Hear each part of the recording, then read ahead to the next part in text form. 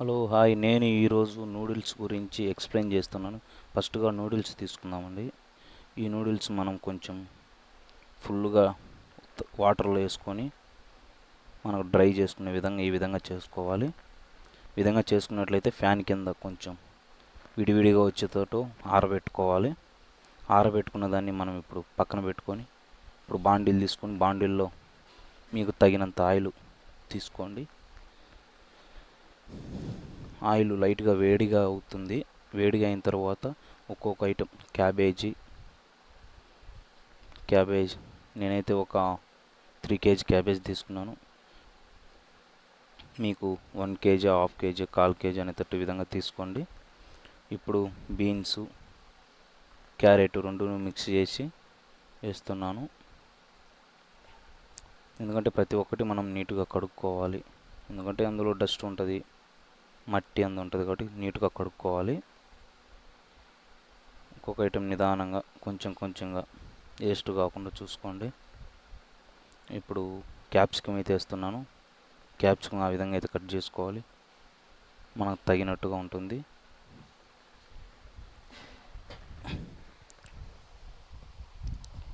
Capsicum అయితే వేసేసాను. Cabbage, beans, carrot, capsicum total అన్నీ వేసాను. నేను వేసిన దాన్ని ఒక 10 seconds అలా ఉండిచ్చి దాన్ని మన గంటె తీసుకొని ఆ గంటెతో ఒక 3, 4, 5 టైమ్స్ మనం దాన్ని బాగా మిక్స్ చేయాలి. మిక్స్ చేసిన తర్వాత మొత్తం ఆయిల్ ఇవి మొత్తం టోటల్గా మిక్స్ అవుతుంది. మీకు తగినంత కింద మనకి ఎంత మంట అయితే వీలుగా ఉంటుందో అంత మంట, హై స్పీడ్ అయినా ఓకే, నార్మల్ అయినా ఓకే, మీడియం ఎట్లయినా పెట్టుకోవచ్చు. కొద్దిసేపటికి ఒక 2 minutes ఆగిన తర్వాత అది కలర్లో కొంచెం చేంజ్ అవుతుంది. చేంజ్ అయిన తర్వాత మనం కొంచెం మంట తగ్గించుకోవచ్చు, లేదా అదే స్పీడ్ మీదనే మనం కొంచెం తిప్పుకుండే విధంగా చేసుకోవాలి. ఇప్పుడు చూడండి, కలర్ అయితే చిన్నగా చేంజ్ అవుతుంది. Light red colour, brown colour వచ్చేంతవరకు లైట్గా వేయించాలి. తర్వాత మనం ఇందులో కావాల్సిన మిశ్రమం garam masala, next chilli powder అయితే తీసుకుంటున్నాను. చిల్లీ పౌడర్ వేస్తున్నాను. చిల్లీ పౌడర్ వేసాను చూడండి. చిల్లీ పౌడర్ తర్వాత సాల్ట్ అయితే వేస్తున్నాను. సాల్ట్ మనకి తగినంతగా వేసుకోండి. ధనియా పౌడర్ అది లైట్గా వేసుకుని, ఎందుకంటే అది కొంచెం ధనియాలు కొంచెం స్మెల్గా వస్తున్నద్దు ఎక్కువ. ఇప్పుడు సాల్ట్ అయితే వేస్తున్నాను. స్టార్టింగ్లో కొంచెమే సాల్ట్ వేసుకోండి, ఎక్కువ అయితే మనకి లాస్ట్లో టేస్ట్ అనేది కొద్దిగా ఇదిగా అవుతుంది. అన్నీ వేసిన తర్వాత మిక్స్ చేసుకోవాలి ఒకసారిగా. ఒక 5 times ఇలా గంటెతో అని బాగా తిప్పినామంటే మిక్స్ అవుతుంది. ఇప్పుడు ముందుగా నూడిల్స్ తీసుకున్న ఫ్యాన్ కింద ఆరబెట్టుకున్న నూడిల్స్ని ఇప్పుడైతే బాండిల్ చేస్తున్నాను చూడండి. వేసిన నూడిల్స్ని మనం స్లోగా మెల్లగా వేసుకోవాలి, కింద పడకుండా. చూడండి ఫ్రెండ్స్, ఇది టోటల్గా అయితే నేను 8 kg, టోటల్గా 8 kgలు అయితే నేను తీసుకున్నాను. 8 kgలకు గాను దానికి సంబంధించిన వెజిటేబుల్ వేసుకున్నాను అందులో.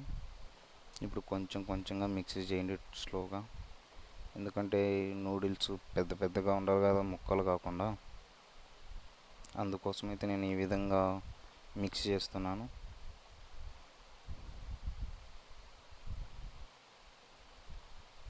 చూడండి ఎలా వస్తుందో. కింద ఉండే మనం వేసిన మసాలా, వెజిటేబుల్ అంతా మిక్స్ అయ్యే విధంగా కలుపుకోవాలి. కలుపుకున్న తర్వాత మళ్ళా కొద్దిగా అయితే కలర్గా వస్తూ ఉంది చూడండి. కలర్ డిఫరెంట్ అవుతూ ఉంది. ఇప్పుడైతే పూర్తిగా కలర్ వచ్చేసింది. ఇప్పుడు మనకి ఏదైనా తక్కువ అనిపించినట్లయితే, నాకైతే మసాలా తక్కువ అనిపించింది, అందుకు వేస్తున్నాను. మళ్ళీ చిల్లీ సాస్ అయితే వేస్తున్నాను. మీకు తగినంత చిల్లీ సాస్ అయితే వేసుకోండి. ఇప్పుడు సోయా సాస్ అయితే వేస్తున్నాను.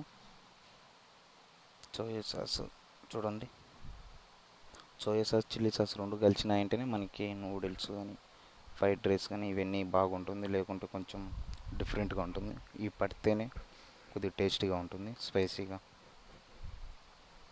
చూడండి, ఇలా స్లోగా మెల్లగా మిక్స్ చేసుకోవాలి. చూడండి, ఈ విధంగా అయితే మిక్స్ చేసుకోవాలా. మిక్స్ చేశాను. ఇప్పుడు చూడండి, కొంచెం కలర్ఫుల్గా వచ్చేసింది. ఇప్పుడైతే మనకు కొంచెం రెడీ అయినట్టుగా ఉంది కదా.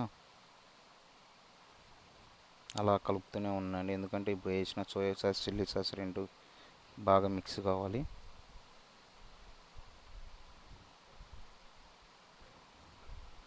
స్లోగా నిదానంగా కలుపుకోండి, ఎందుకంటే కొంచెం కింద పడుతూ ఉంటుంది, కొంచెం ఇబ్బందిగా ఉంటుంది. మీరు మీరు ఏ విధంగా చేసుకోవచ్చు నిదానంగా. ఇప్పుడైతే రెడీ అయిపోయింది అంతా. ఇదో చూడండి, నేనైతే ఇప్పుడే ఉప్పు చూశాను, కారం చూసిన, బాగుంది, కలర్ఫుల్గా వచ్చింది. దీన్ని నేను ఇప్పుడు మన షాంపిల్ కోసం ఒక